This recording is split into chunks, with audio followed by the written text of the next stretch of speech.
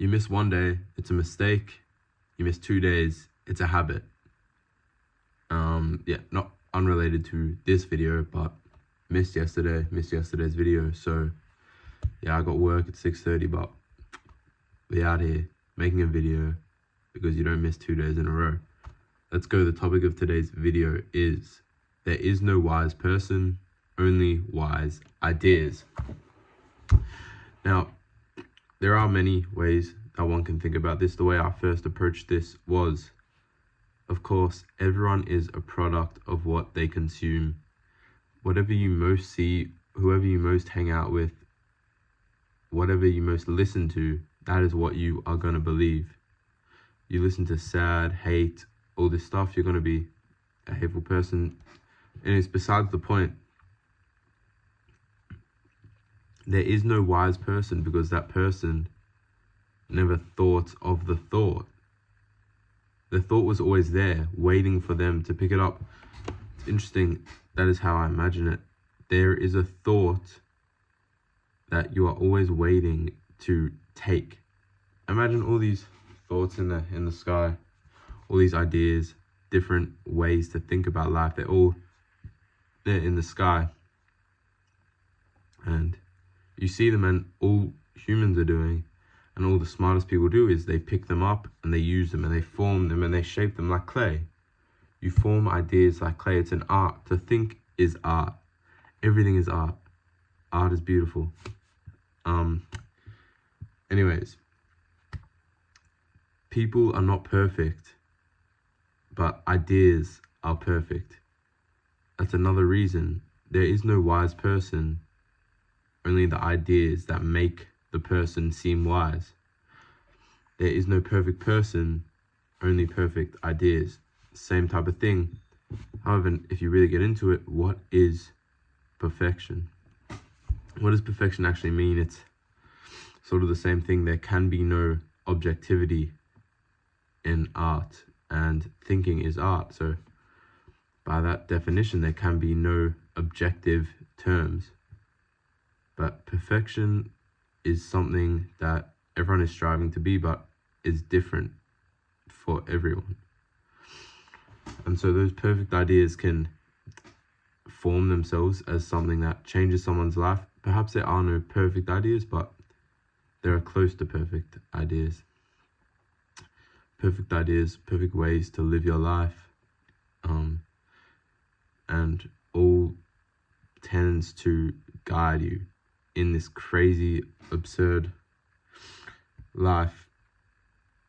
And when you think about it, back to my point of all these thought bubbles in the air, and you just capture them, no thought is really your own. I know I've made a video about this, my most popular video actually, so check that out after if you haven't. But no thought is really your own, because it is just in the air waiting for us to capture. They belong to the universe. All of our ideas, everything we have belongs to the universe. We are just borrowing it. And when you think of life like that, in the sense that you're always borrowing something and you never truly own anything, and from dust which you came, dust shall you be sent to. I think I butchered that, but you get the idea. Yep, you come from dust and you will end as dust. That is your life. You do not own anything. You do not control anything. You are just the thing. You are just floating around in the universe as a bubble. And that's just how it is. You can't really do much about it. And the idea that no thought is really owned, the universe owns all of our ideas. The universe owns everything we have. Nothing is ours, is absurd. I know I talk about absurdity so often, but it is so relevant to my life, to everyone's life. It is so absurd to live in a world where we own nothing. We think we own everything, and everyone is so entitled that they feel they are entitled to something. Yeah, they feel as if they are deserving of something, deserving to own something, where in which you can't own anything. In a world which you can't own anything, everyone wants to own everything. It's an interesting thought.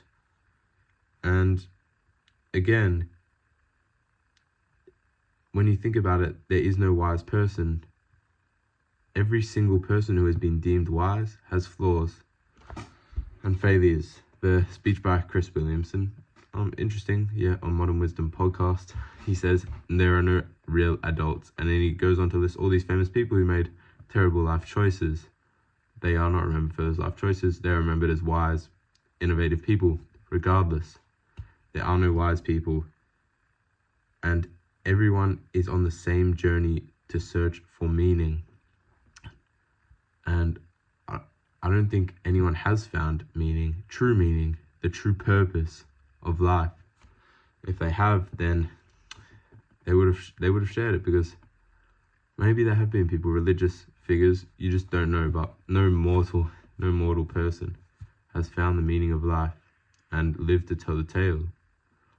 I guess that's the way I think about it, because if they have, then everyone would find the purpose of life. Or maybe that's naive of me to say, because you have to find the purpose on your own journey, and it's an own singular individual journey, rather than everyone finding it, rather than one person finding it and then telling everyone else what it is, because it's not a communal thing, it's individual, it's a singular, and you need to go on your own journey, on your own life to find that. So perhaps people have found meaning and a purpose to life. Regardless, I have not yet, and that is, I guess, what I have to say for today. So guys, just remember, be thankful you have a nose that you can breathe out of, mouth that you can speak out of, ears that you can hear out of, eyes that you can see out of, heart that pumps blood all through your body, delivers oxygen to your organs so you can move around and live and breathe and see and all this stuff. So be thankful. All right, bye guys.